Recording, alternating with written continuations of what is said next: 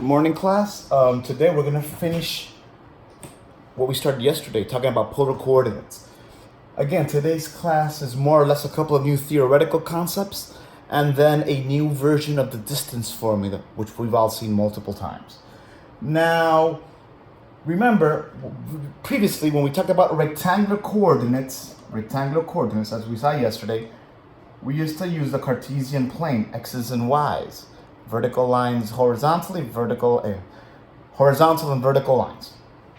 Now, when we're talking about circles and polar coordinates, we cannot use a square system. So today we're going to introduce what's called the polar grid, which is like this. Now, even though it seems complex, it's actually quite simple. We have the center or the pole, then we have different distances, different circles with different radiuses stretching outward, and then we have multiple lines that crisscross and go all the way to the center. Now, the way it works is the circles actually represent distance units. So, for example, this would be 1, this would be 2, this would be 3, 4, 5, and so on.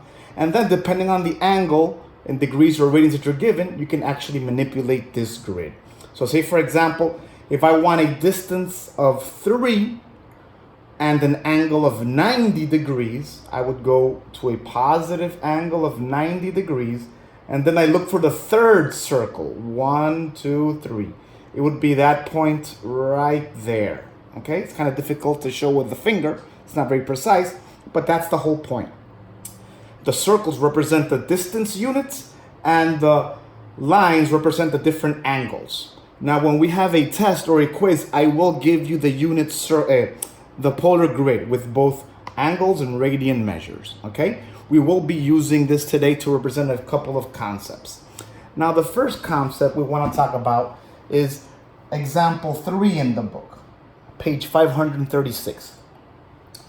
The example states that there are multiple ways to draw the same, to arrive at the same distance. Say, for example, I want to end up here. I can do 2 circles clockwise and then here, assuming I'm looking at that direction, 1 circle counterclockwise, and there are many different ways to end up at the exact same point by rotating and going up or down. Now, the examples that we're given, remember the number line we saw yesterday. Let's say, for example, I want to end up at a 90 degree at this point right here. What I can do is I can turn my number line 90 degrees and then go a positive distance. That's one way to do it. Another way is to have a completely negative angle, negative 270 degrees. So my positive numbers will end up here. And then I move all the way up here in a positive fashion. And remember, I can also use negative distances.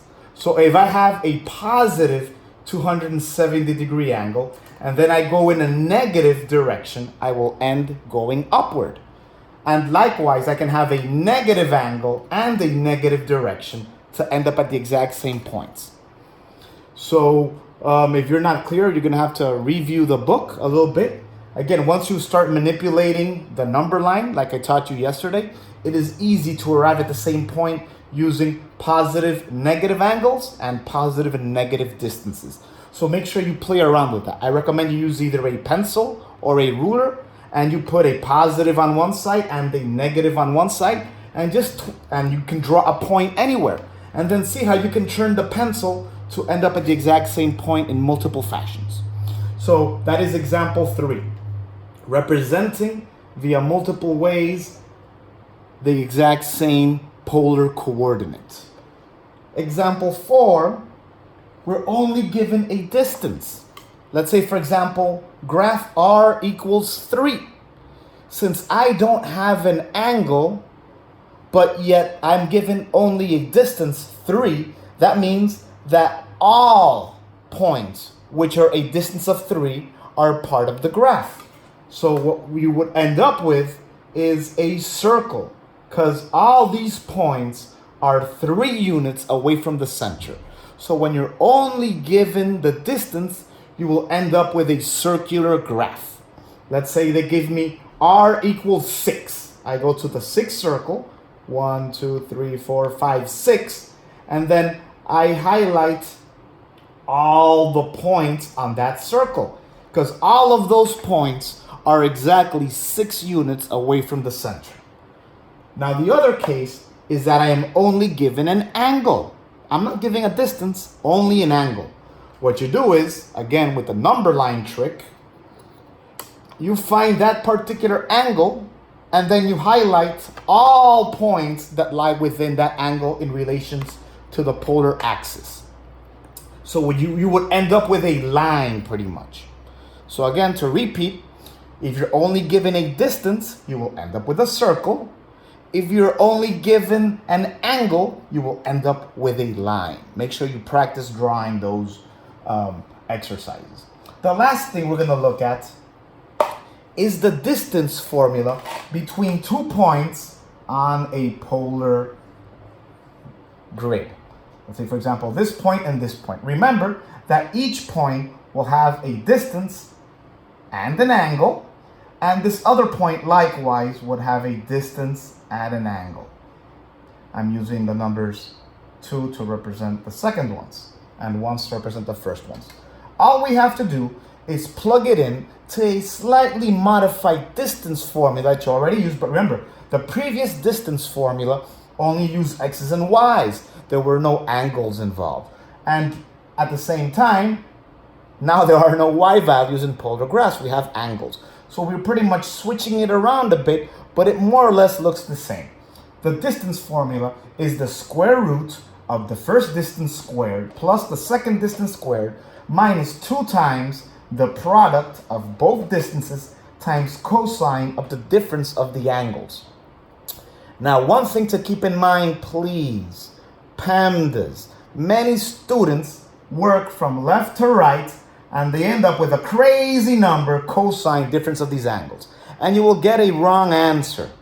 According to PEMDAS, we do the subtraction of the angles first, and then since we're left with multiplications on this side, the order doesn't matter. Subtract the angles, multiply all of these, and after you multiply, we square, and we add. Please do not work from left to right and then do cosine of the difference of the angles, because it will be wrong. Now, for homework, you guys are going to do the following exercises. You're going to do number 30 and number 31. You're going to show me the distance formula. One works with degrees, the other one works with radians. You should be able to manage both. Those are the only 2 exercises. I want them before 10 p.m. Now notice that yesterday's class and today's class were very theoretical, and it was an intro, not very math heavy, and it was kind of light on the work. Still, we're getting our bearings while we set up the system to be able to teach online for the moment. But you can expect a more math-intensive class tomorrow, somewhat more complex and a little bit more work. That's going to proceed as usual. Now, there might be the possibility of me giving some quizzes online via Skype, maybe 5 minutes per person, small 1 or 2 question quiz, because I want to be seeing the student just to make sure we're keeping the honor system alive. And that's pretty much it. Any questions? Go ahead and send me the questions via the question form, or the class and question form. Now, one thing to keep in mind, now that the class is done, I'm going to go over the rules of our current situation. Now, you will always expect your video between 9 a.m. and 10 a.m. The first place you go is the class question and answer forum. You see the video. If you are able to see the video, then you post in the attendance form. The whole point of the attendance form is to let me know that you have been able to watch the class, not that you're sitting in front of your computer without having seen anything. After you watch the class, you say, "Here, I saw the class." Then you start working on the homework and you send it to the homework form before 10 p.m. I hope that's clear, or people will start losing points for the 3rd and the 4th quarter. Secondly, posts. I am the only person that is allowed to create posts so we're able to keep things organized and we don't spam the forums. You are able to reply freely. Reply, not new post, reply to previous post. And I recommend you focus your replies on the class question and answer form, as the name states. Save the homework form to just upload pictures and save the attendance form to just say here. All questions will be addressed either via private chat or the class question and answer form. If there is something you did not understand, we can set up a video Skype call, phone call. But try to be as self-sufficient as possible in this time. Review the video a couple of times, read the book, and I think you'll be fine. You guys are pretty smart and we can manage. So good luck, have a great day, and I expect to see your attendance and the homework before 10 p.m. Make sure everybody sees this video. I don't want any excuses. Class is in session.